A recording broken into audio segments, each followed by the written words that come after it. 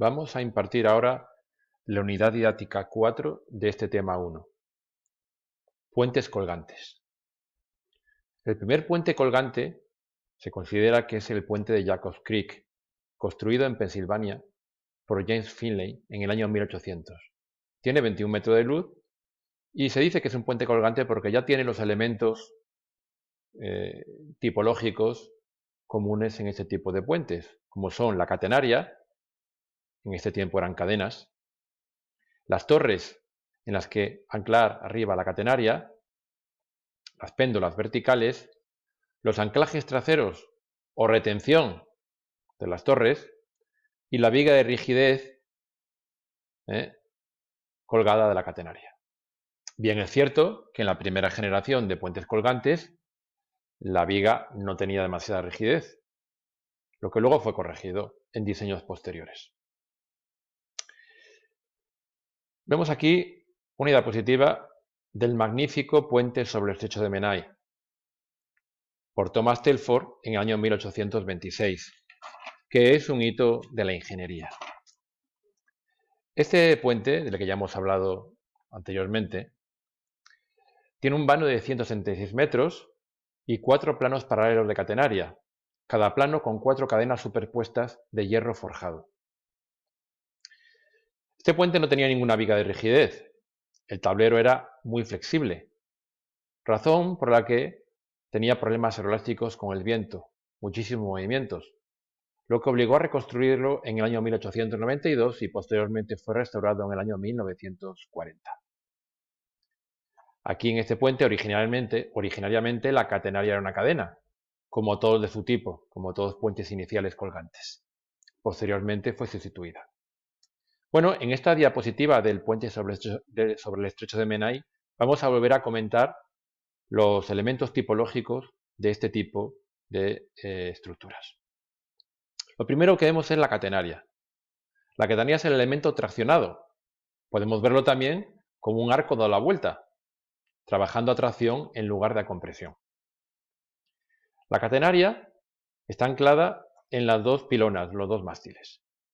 Para que la catenaria sea eficaz, este mástil tiene que tener un movimiento muy limitado horizontal en su cabeza, razón por la cual los vanos de aproximación tienen que ser muy rígidos. Aquí se consigue, puesto porque los vanos son bóvedas de medio punto, de sillería, de poca luz. Por lo tanto, la catenaria de anclaje trasero es rígida. Tenemos las péndulas verticales y luego tenemos el tablero. Eso es básicamente un puente colgante. El puente de Union Bridge es de Brown del año 1820, entre Escocia e Inglaterra, tiene 137 metros de luz. Originariamente también la catenaria era de cadenas. Ya veis aquí a la derecha, en la figura derecha, que ya ha sido sustituida. Es ahora mismo el puente colgante más antiguo que porta tráfico rodado. Fue récord del mundo de vano colgante hasta la construcción del puente anterior, el puente sobre el estrecho de Menai, reparado en el año 1871 y en 1974. Concretamente en 1902 se quitaron las cadenas y se colocaron cables. El puente de Clifton sobre el río Avon es del año 1864. Es de Brunel. Todo esto proviene de un concurso en una fecha tan temprana como el año 1829, un concurso, uno de cuyos jueces era Thomas Telford. Curiosamente, el concurso lo ganaría Thomas Telford, pero ese concurso, ese diseño no recibió el apoyo de los ciudadanos de Clifton, por lo que se retiró su propuesta. Se volvió a hacer un concurso que ganó en el año 1835 Isambard Brunel, que era de una familia de ingenieros insignes. No en vano su padre había sido el ingeniero que proyectó y construyó el primer túnel de metro bajo el Támesis, en Londres. Tiene una luz extraordinaria de 214 metros. Realmente la construcción de este puente tuvo muchísimas vicisitudes, de tal manera que el propio Brunel ya había fallecido lamentablemente cuando el puente se terminó. Las obras duraron 33 años. Es un puente que tiene una reputación un poco funesta porque, vamos, había bastante gente que se suicidaba. Hubo una época en la que se suicidaban tirándose al vacío 7 personas de media al año. Una curiosidad histórica es que una dama se lanzó al vacío en el año 1885 y sobrevivió porque las grandes faldas victorianas, hicieron de paracaídas a pesar de la altura que hay hasta el agua, que son 76 metros. Actualmente pasan vehículos ligeros. Los puentes colgantes, bastante más económicos que los puentes arco de fábrica a los que sustituyeron, experimentaron un desarrollo asombroso a partir de mediados del siglo XIX. Navier define métodos de cálculo, aunque obvia, por desconocimiento, no existían entonces herramientas matemáticas ni teorías desarrolladas, para tener en cuenta los efectos aeroelásticos, es decir, que el viento es una carga dinámica, y este es el principal talón de Aquiles de este tipo de puentes. El desarrollo es tan asombroso que en 1886 hay catalogados más de 400 puentes de ese tipo en toda Francia. El más largo de Europa fue el puente de Friburgo sobre el río Sarin, en Suiza, del año 1834, de Chalais. Es un puente de 256 metros de luz. Vemos aquí una fotografía y vemos también un grabado. Sin embargo, si bien es cierto que tuvo un gran desarrollo, dos catástrofes vinieron a detener un poco su evolución y su uso en Europa. La primera es la catástrofe del puente francés de Angers. Un batallón de infantería lo derrumbó al acoplarse su paso con las oscilaciones de un temporal de viento. Hubo 226 víctimas. Probablemente de aquí venga ese mito de que los soldados deben romper el paso cuando pasan por encima de un puente. Hoy en día eso es un poco una tontería. Los puentes no son tan sensibles a este tipo de vibraciones. Pero en aquella época donde los puentes eran muy flexibles, pues podría suceder que sí, que se produciese un acoplamiento perjudicial. Por ejemplo, la pasarela del Millennium de Foster sobre el Támesis tuvo un proceso de acoplamiento al paso del público cuando se inauguró, motivo por el cual le colocaron unos amortiguadores para disipar esa energía. 2 años más tarde, el puente de Roche-Bernard, también en Francia, se vino abajo por la acción del viento, los efectos aerodinámicos. Era un puente de 198 metros de luz. Como consecuencia de esos catástrofes, se empezaron a sustituir y se cambió la tipología de los puentes en Europa. Esta es la razón por la que quedan tan pocos puentes colgantes de este tipo. En España tenemos como ejemplo el de Portugalete en Bilbao, el transbordador, y el puente de Amposta de 1914 de Rivera, que tiene 135 metros. Sin embargo, en Estados Unidos no le hicieron ningún asco a este tipo de puentes, se siguieron desarrollando y de ahí, pues un poco el asombroso desarrollo de este tipo de puentes. Ya veremos que culmina con el puente de Brooklyn.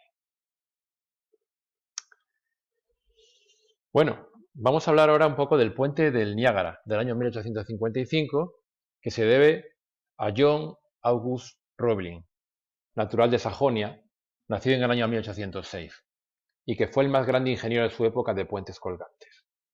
Una leyenda. Este hombre, Roebling, consiguió el título de ingeniero a los 20 años en el Politécnico de Berlín.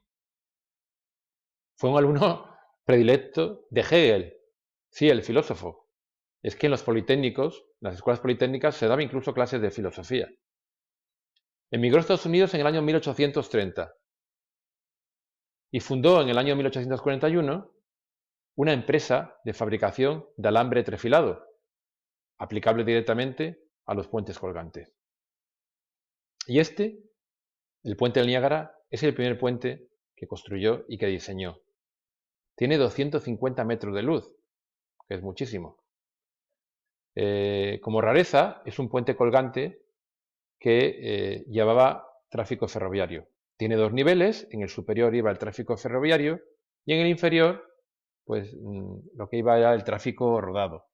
En esa época, pues eran coches de caballos.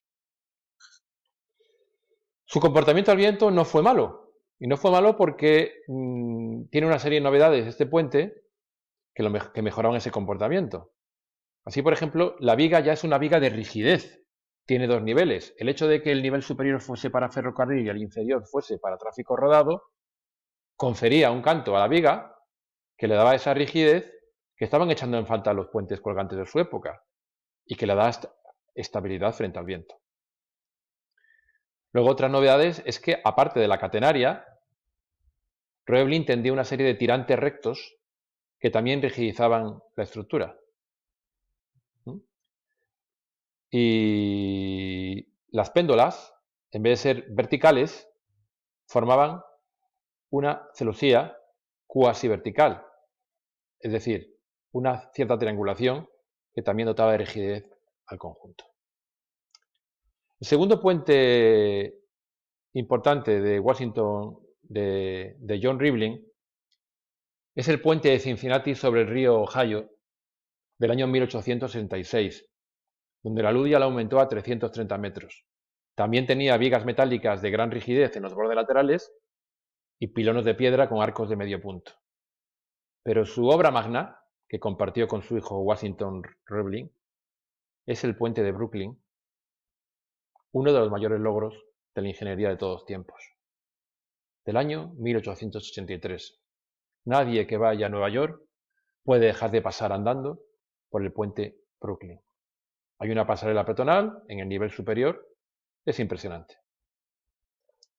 486 metros de luz y cuatro planos de catenaria que se pueden ver aquí en la fotografía. Las vigas metálicas laterales de gran rigidez le dan una gran estabilidad. Los pilones de piedra tienen una gran fuerza formal con arcos góticos. Se realizan las cimentaciones con cajones de aire comprimido de unas dimensiones extraordinarias, 31 por 51 metros. Aquí vemos una sección de un cajón de aire comprimido. Los trabajos eran muy dificultosos. Aparte de la sensación de claustrofobia, tenían que trabajar a una presión altísima, lo que producía bastantes accidentes, la enfermedad del submarinismo.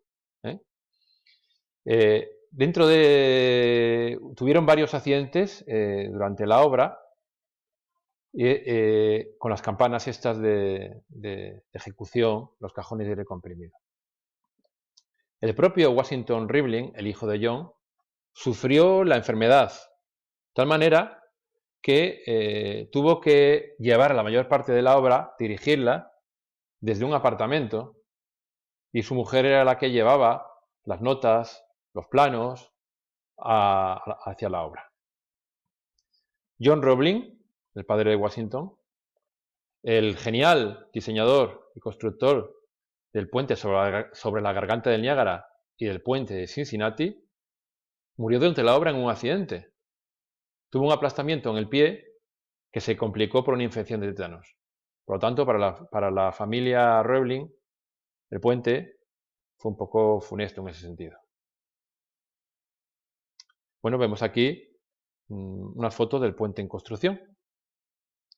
Aquí hemos lanzadas ya las catenarias y empezando a colocar el tablero. Abajo la construcción de las pilonas.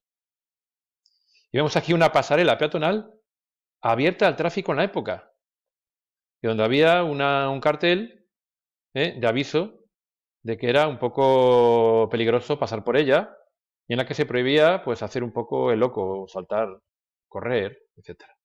Pero estaba abierta al público.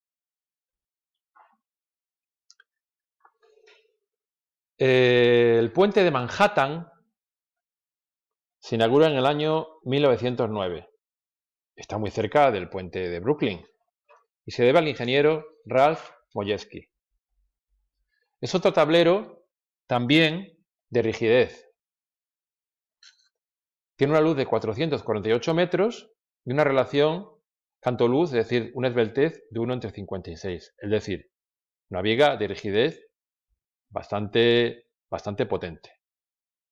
Aquí vemos unas fotos de lo que es uno de los pilonos, tomado en la época de construcción y tomado en la actualidad. desde el mismo sitio.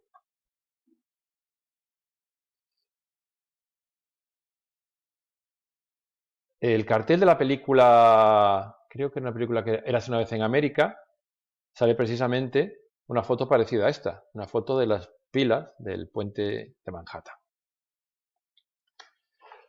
El puente de Brooklyn fue un éxito y abrió la veda para este tipo de puentes, con la pretensión de alcanzar cada vez mayores esbelteces.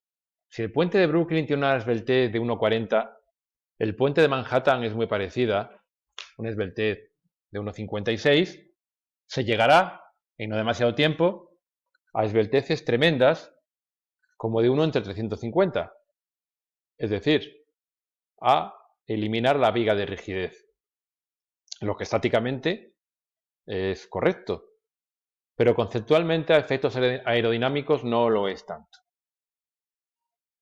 Los puentes con esbelteces tan grandes tendrán problemas frente a la acción del viento y deberán ir siendo rigidizados históricamente y paulatinamente. Otro gran puente que se construyó en Nueva York es el puente de George Washington sobre el Hudson en el año 1931 y se debe al ingeniero Othmar Ammann, suizo, nacido en el año 1879. Este puente alcanza ya el kilómetro, tiene una luz de 1067 metros en el año 1931, es decir, antes de la Segunda Guerra Mundial. Fijaos la hazaña.